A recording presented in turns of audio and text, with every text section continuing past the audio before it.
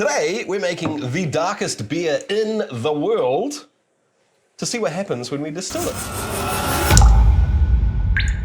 How's it going, chasers? I hope you're having a kick-ass week. I'm Jesse, this is Still It, and I could have brewed the darkest beer in the world myself, but I figured why not get the people that made it first, fly them all the way to New Zealand, and get them to help me out.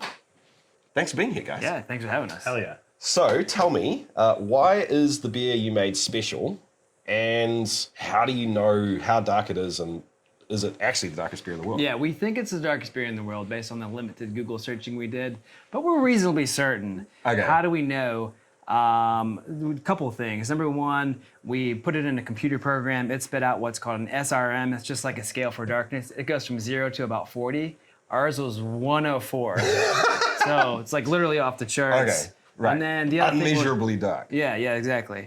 Awesome. And then, when you try to shine a light through it, literally nothing came through. How cool. So, and then the third thing you can use to tell is like how dark is the head on top, Like a Guinness, even very dark beer generally has like kind of a white, a little off-white, maybe. tinted head. This one was like dark. Okay. So that's how you know when a beer is really dark. Awesome. And was it actually delicious? Did it taste good? Or was it too much for a beer? I thought it came out surprisingly good. Yeah, that was good. It was smooth, Awesome. delicious, not astringent. So Yeah, chocolatey. I'm excited Yeah. to see how it comes out as a distillate. I think it'll be good. Awesome. Yeah, I've been wanting to do something like this for ages. I don't think I've ever used more than about 6-7% in the mash Yep. of a really dark specialty malt. Yeah. People have been asking me to do it. Yeah. Will it get better? I don't know. Let's crack on and make the beer. Yeah. Do it. So 34%? 34% Hell yeah. dark specialty malts. Nuts. Boom. So, Emmett, there is a bucket of very conspicuously dark malts right beside you, sir. For everyone at home, if you're actually interested in making this recipe, I would suggest jumping over to Clawhammer Supply's channel. We've had to substitute a few grains in and out because we can't get everything exactly what you had. Yeah, it's close though.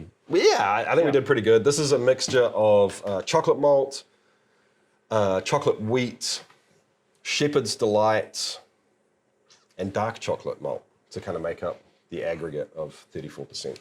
Heck yeah.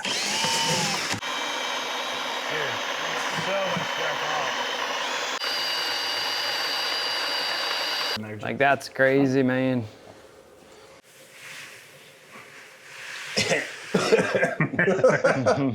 I've got the black one. The strike order's up to temperature. Emmett is grinding the rest of the grain. Kyle's starting to mash in. And I absolutely love having other people in the shed, because normally if I'm not doing it, nothing's getting done. Check this out. By the way, if you're interested in any of the equipment we're using today, obviously I'm hanging out with the Clawhammer guys, so I'm using Clawhammer equipment. All of the stuff is available on their website. There is a link in the description down below. Just so you know, that is an affiliate link. If you use that link, it doesn't cost you any more, but I get a little kickback. If you're interested. How's it feeling in terms of thickness? Yeah, thin. So Okay, cool. yeah. Often with a dark beer, at this point in the mash, you'll kind of wonder if you've added enough specialty malts. Yep. Because sometimes it can take 20, 30 minutes for the color to really come out. Yeah. We haven't even finished mashing in yet. And this looks like crude oil. She's dark. I feel like I've stained my hands from Right, the, yeah. the mash. It's like charcoal. All right, team, we're all mashed in. I guess we hook the recirc up to the wee spray valve. Let this sit for an hour. Yep. Is that the plan? Just Yep. set the timer. We're Yep. good to go. Now We found another 1.5 kilos of grain that we forgot about, so. wow. So this probably looks a whole lot like we don't know what we're doing because we keep forgetting things. And you'd be right. We're just kind of goofing off and having fun here. But I don't know. I feel like it's also a kind of an interesting illustration of how once you learn the basic fundamentals of brewing, like you can kind of just riff it, right? Yeah, oh yeah, and, totally. And you can't really screw it up. Yeah. Would you agree? I mean, you can screw it up, but you Yeah. can also not screw it up. if that makes sense. Thank you for your words of wisdom. Thanks. That's exactly why we got you in from America. That needs to go on a t-shirt right there. You can screw it up, but you can also not screw it up. And What I meant was you could make a ton of mistakes, but at the end of the day, it's still going to make beer or whiskey. okay. That'll be fine. That was an odd way Tony of saying that, Robbins but I over get here. you. Yeah. Tony Robbins. Emmett Robbins over here. Motivational brewer. I guess what I'm saying is a lot of distillers tend to be a little bit scared of moving from sugar washes over to all grain. Oh, man. I mean, like, learn the basics, right? And Just then jump in, yeah. Yeah, get stuck in. Yeah. Oh, wow, you're like, Oh, my bad. you're spray painting me, dude. How many kilos of grain is this? 19. Which is like 44 pounds? So that's probably about the max size for a 10-gallon batch, I would say, right? What, 19 pounds? Yeah. No, 19 kilograms. 42 pounds. 44 pounds or something. Oh, 10 42 gallon. Yeah, pounds. you could confuse me there. we get yeah, that probably so. We got 42 pounds in here. Yeah. Oh, nice. And great. all the water. All the water, yeah. You could So, I probably mean, no, you squeeze- could get some more in there. Yeah. You can That's- squeeze some more in. Yeah, definitely can get more So in there. 45 pounds, maybe? Yeah. Because we still have like another inch, Yeah. and you'd be surprised with that much area. Have you ever put beer in a frisbee? You know how many beers fit in a frisbee? I don't know. 5. Oh, in like a standard frisbee? Standard, yeah, frisbee. 5 beers. Really? So yeah, you could. Yeah. There's quite a bit more volume that we'd Oh, have yeah. like just in there. Yeah, for sure. I think we're probably already taking an efficiency hit though, right? And the more you cram in there, That's true. That's true. Yeah. Yeah. There's But it's that still kind of pretty law of loose. diminishing returns. It's not super But yeah, tight. there is some more space though for sure. Yeah. Yeah, you'll definitely And, drop and we're getting there, efficiency. but that's a lot of grain. Yeah, Oh, yeah. 42 Yeah, dude. pounds. That's a So lot. we got an answer now. So Jesse, it's been 2 hours. We lost Kyle. we lost Kyle. He's chasing sheep in a paddock somewhere. I think so. Quite literally, I think. But the mash is done. We got a little crash cart action in. We did. We played a couple games of Crash Cart. Yeah. So I do believe we can hoist this grain bed, right? Yeah, dude. And this will get it at least high enough that the liquid will drain, because this is heavy at this point. Oh yeah. Like that's gonna be the color of the head, like almost black. Yeah, when most beers are like tan, Right, is about as good as yeah. I mean, all you can see is specialty malts. That's wild. Dude, it's so It oily. smells like coffee. It does. Like it smells like a hot pot of does. coffee. I feel like if you're doing this large of batches, get the pulley. Dude, you are not lifting this by yourself. No, there's no way. Yeah, Even like- with 2 people, you're not. No, you would have to just drain the entire pot. Yep. And Call it good. yeah.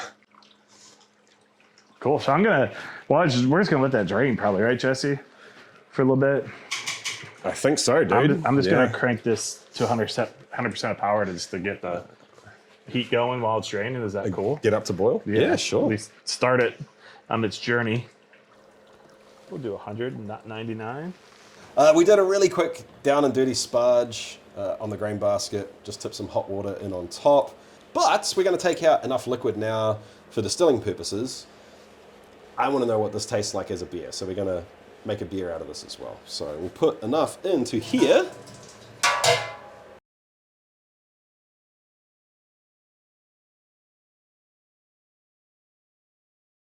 Let's see what the liquid level was. Dude, this is hilarious. Turn it back on. I can't Yeah. see the refractometer. Oh, 'cause it's funny, too really? dark. It's too dark? It's off the scale. It's 1075, 1080. Yeah, but it's Yeah, like so. sure. there's not a line that you can. Yeah, it's like a gradient. Yeah, exactly. In the moonlight. It's just like a yeah. Wow. That's not that bad. That's it. Perfect guiding. And now suddenly it's dribbling in here. What's the plan? Do we want to get some bittering hops in there now? Yeah. And then bring it up to temp and Dude, look at that. Look at that though. That's awesome. We're almost boiling. We're gonna add these hops. we're going in with some bittering hops. This is 40 grams of Pacific Jade. Yeah, And it we are looks- just going straight in and whirlpool arming. Go in naked. Yeah, that looks like an art project of some sort. Doesn't it? There, yeah. Yeah. Like a Rorschach. You know what that is? Yes. It's like a dark beer Rorschach. Right. What do you see? Totally. Yeah. Whoa, that's a cobra. That's a cobra right there. Cobra head.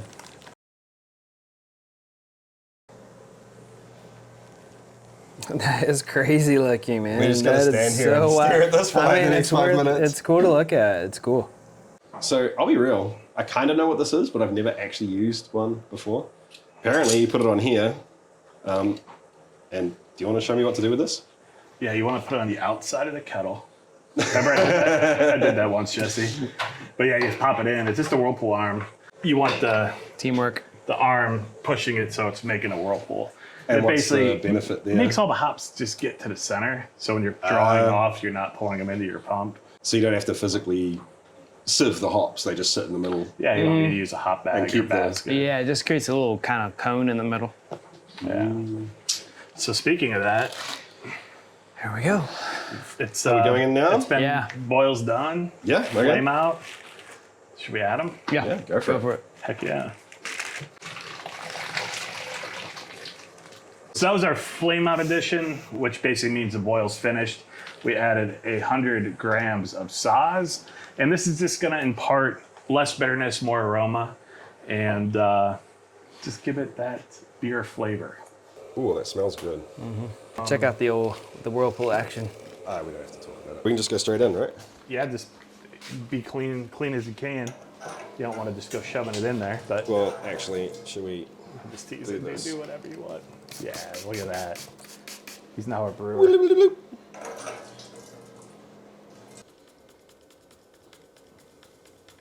I am an idiot.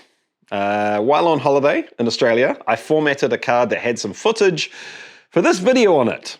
Sorry guys, it was just the talky stuff, so I'll use B-roll and describe what happened. The beer fermented out down to 1018, which is pretty reasonable for a beer like this. I kegged it up, let it sit for around about a month to kind of mature a little bit. And the wash for the spirit side of it, remember team, that is just the pure wash, no hops in it at all. Fermented down to 1012, so I popped that into the still. And because I didn't have a whole lot of wash to work with here, I decided to do a one and done run. So instead of doing a stripping run and then putting low wines back into the still and distilling it again, double pot distillation, I just put it all into the still and used 2 plates with a reflux condenser to kind of imitate double pot distillation. It's close, maybe slightly cleaner in my opinion. The run went really well. The Clawhammer setup is really easy to use. I just needed to monitor the reflux condenser to get the right amount of reflux.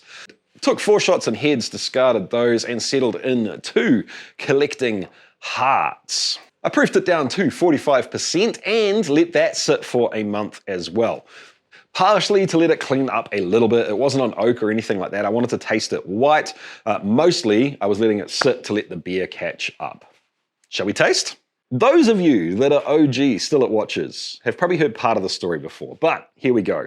A long, long time ago, before I was married, before kids, before the beard, before the beer gut, I was traveling with my then girlfriend, Erin, and we ended up in Australia. I wanted to be a dive instructor. I had the certificates to do so, but all the jobs were gone. And I ended up applying for an underwater photography position. I ended up getting the position and I worked as an underwater photographer for about a year. I'd never touched the camera before. I didn't know anything about photography or videography, but that made me fall in love with it. I ended up studying photography and then transitioning over to YouTube. And that's how I do what I do now. Absolutely loved being on the reef every day. And one of the boats that I worked on regularly was Sunlover. And ever since the kids were born, Erin and I have been talking about the fact that we need to get the kids back to Australia, back to Cairns and onto the Great Barrier Reef because it's life-changing, guys. It's absolutely amazing. Erin reached out to Sunlover, we had a chat, and they invited us and the kids to go and experience the Great Barrier Reef and the island in a split day trip. So you spend half of the day on the reef and half of the day on one of the amazing tropical islands. It was a really, really special trip for Erin and I because it was nostalgic, because obviously it's just an awesome experience. And more important than all of that, we got to share it with our kids. And if you're parents, I think you know what I mean. So if you're ever in the area, I cannot recommend enough get up to Cairns, get on a boat like Sunlover, and go out and experience the reef. Anyway, back to distilling the darkest beer in the world. So I guess we should taste the beer by itself first. It looks amazing, and it is completely and utterly black. Like even holding it up to the light, you can't see anything through it. By far the darkest beer I've ever had. It actually smells pretty damn good. Chocolatey, coffee. Chocolate and coffee, honestly, that's mostly what I get out of this.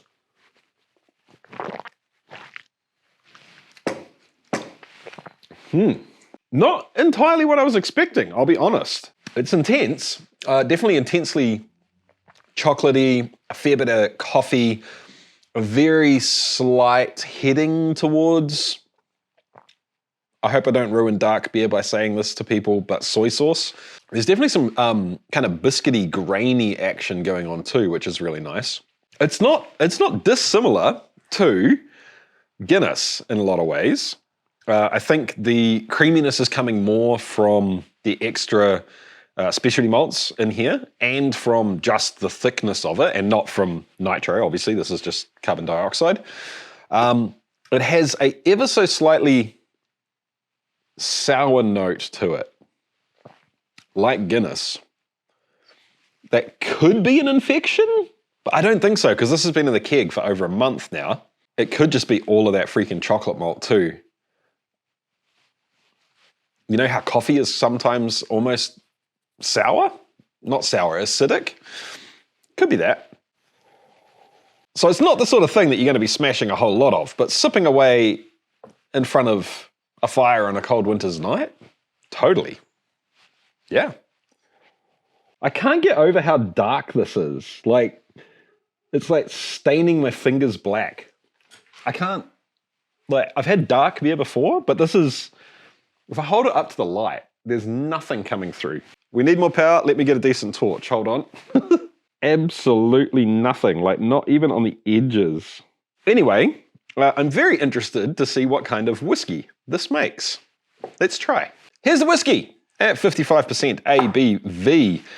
Why am I doing this? Let's recap a little bit.